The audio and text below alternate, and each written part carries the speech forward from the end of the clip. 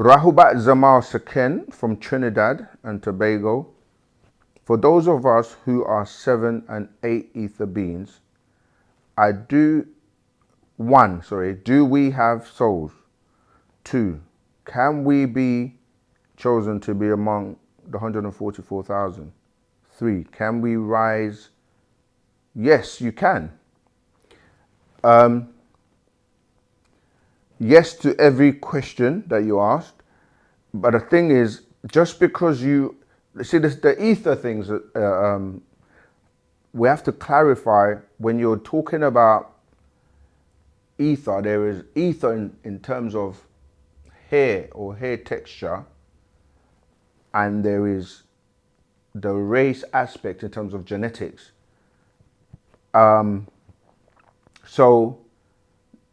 9 ether in terms of hair is dealing with the original tight curly hair that you have where you can't even put a comb through it, okay? And that was like the Sans people. If you look at the Sans people of South Africa, they have that. That's that 9 ether, the highest in terms of the follicles grow out and they curl in the 9. And because of the sun heat genes that applies to us as beings of the sun, melaninite beings. Now, when you go from that 9 ether in texture, you're going to go to 8 and 7, and then you're going to get to 6 ether. 6 ether is like the other way in terms of, let me draw this up. When you look at, so this is your head, right?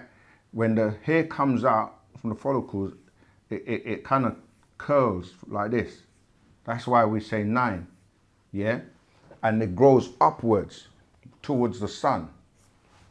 Because as I said, this sun heat genes, but this activity is going on, you know, inside your skull and it coming out. So I'm just trying to give you an idea of, so this is your face and your hair. So 9 ether or woolly hair beings is the hair's coming out of the follicles and it's turning into a 9, right?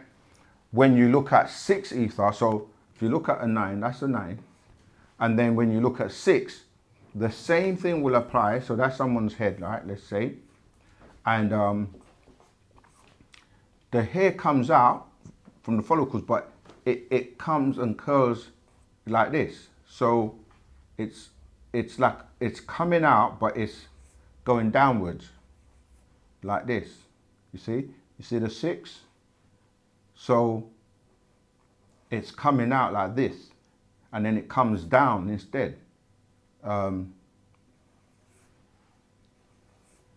So when you look at that 6, this is what we're calling it's adverse to 9. It's almost like people say, like, if you had a mirror, right, it's adverse. It's the other way around. Afro hair or 9 ether hair goes upwards. 6 ether, it's really not even hair, it's more fur. Because when you look at animals or beings that have fur, you could take a piece of that and put it and take a piece from other beings with 6 ether hair. You won't be able to tell the difference. It's straight, it's flank, it comes down. That's dealing with hair. And when you're dealing with ether in the sense of beings, you're dealing with 9, 8, 7, 6, 5. You can even keep going down, yeah? The Nagarus or the Negroids are 9 ether. Then you have the Dravidians who are 7 and 8. Then you have Caucasian female are 6 ether, Caucasian male are 5 ether, and then, you know, you go on down to, as I said, animals and other types of beings. So it's important for us to distinguish between when we're saying ether in the sense of hair texture and when we're saying ether in the sense of races. Yeah, so, and when we're talking about souls, we're dealing with the energy of the essence of you, which it's the real you or the being that is inside your physical body, but you need to activate it, and that is done by way of,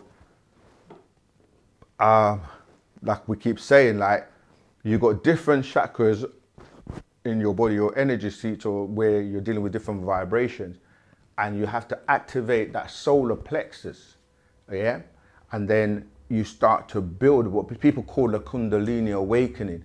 That energy, you build it up, and then you get it to the pineal gland, which is the seventh at the top, and then your pineal gland opens where people say the third eye is open or they're awake. But as Nagaru, we have two more above the seven that gives us 9. So when you're saying 7 and 8 ether beings, do we have souls? Yes. And when you say, can we be chosen? To be chosen is based on your actions and whether or not you transform yourself. It's not literally just based on your skin color or the fact that you're a Nagaru, because you can be a Nagaru or dark skin and still don't have a soul, or your soul is dimmed or not activated.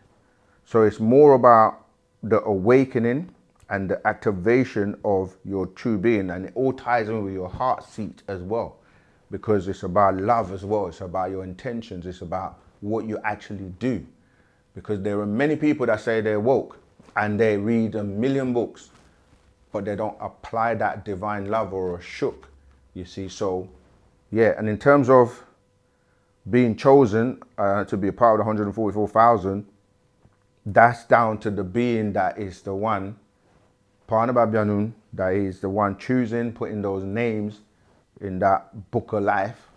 And so no one can really say they're making it or they're going to make it or they're already, 9 ether, so they're okay. It's all about your actions and your intentions and what you actually do for humanity. So that's ego when people think that they've made it, they go do the work, and you have to be chosen or accepted to make it. It's not you that is the judge.